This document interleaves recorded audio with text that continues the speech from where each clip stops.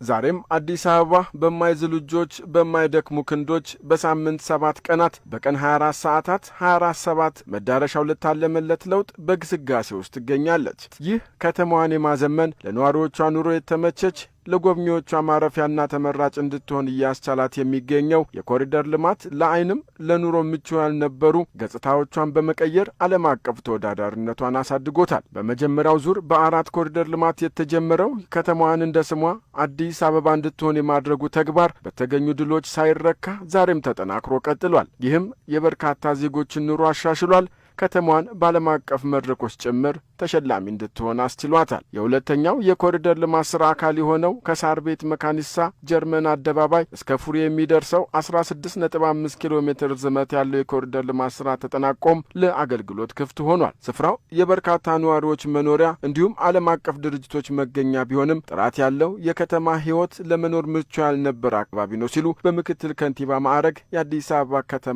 ዋና ሥራ አስኪያጅ ኢንጂነር ወንድሙ ሴታ ተናግረዋል። በጣም ትላልቅ ዴቨሎፕመንቶች ያሉበት ብዙ ነዋሪዎች ያሉበት ግን ደግሞ መተንፈሻ፣ መንቀሳቀሻ፣ መስሪያ ጥራት ያለው የከተማ ህይወት ለመኖር የሚያስችል ሁኔታ አልነበረም በኮሪደሩ የነበረው።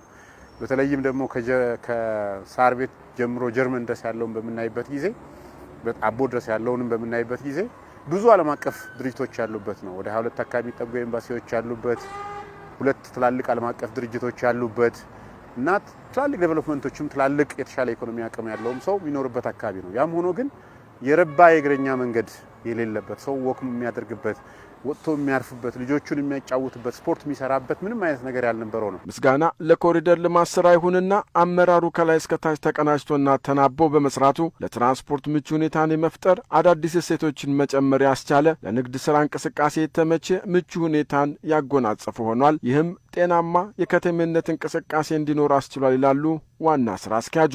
ወይም ደግሞ በሁለቱ በግራና በቀኝ ያሉትን ቦታዎች የለዩ ባሪየሮችን በመክፈታችን ምክንያት ትላልቅ ዴቨሎፕመንቶችንም ለረጅም ጊዜ አባንደን ተደርገው የነበሩ ቦታዎችን ጭምር ኦፕን አፕ ያደረገና አዳዲስ ኦፖርቹኒቲዎችን ያመጣ ነው።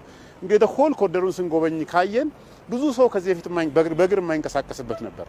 ረጅም ዲስታንስ ነው፣ ግን ሰዎች በእግር ይንቀሳቀሳሉ። ታክሲ አይጠብቁም።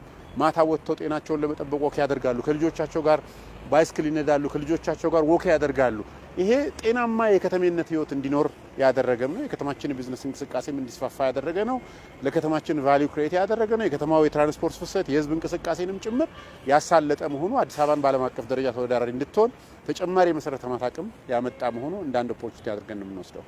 በአጭር ጊዜ ውስጥ በጥራት ህዝብን በማሳተፍ የተሰራ ልማት ነው ያሉት ደግሞ በአዲስ አበባ ከተማ የዲሞክራሲ ስርዓት ማስተባበሪያ ጽህፈት ቤት ምክትል ኃላፊ ወይዘሮ አለምፀሐይ ሽፈራው ልማቱ መጪውን ትውልድም ታሳቢ ያደረገ ነው ብለዋል። በአጭር ጊዜ ውስጥ በጥራት ህዝብን ባሳተፈ ህዝብን ባማከለ የተጠናቀቀ ኮሪደር ነው ማለት ይቻላል። እንግዲህ የዚህ ኮሪደር ሂደት ስናየው ከህንፃ ጀምሮ የቢዝነስ ሴንተር እንዲሆን አድርገንም ጭምር ህዝቡን ባማከለ መንገድ የተሰራ ኮሪደር ነው ማለት ይቻላል። እንግዲህ ህዝቡን በጣም ደስተኛ ነው። የህዝብ አድርገን ወደ ታች ወርደን ከሰራን ህዝቡ ምን ያህል ከኛ ጋር እንደሚቆም ጭምር ያየንበት ነው።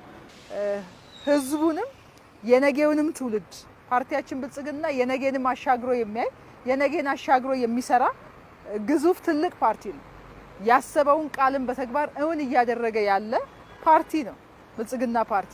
ስለዚህ ያንን ባማከለ ትውልድ ላይ ሰፋፊ ስራዎች እንዲሰራ ተደርጎ የተሰራ ስራ ነው።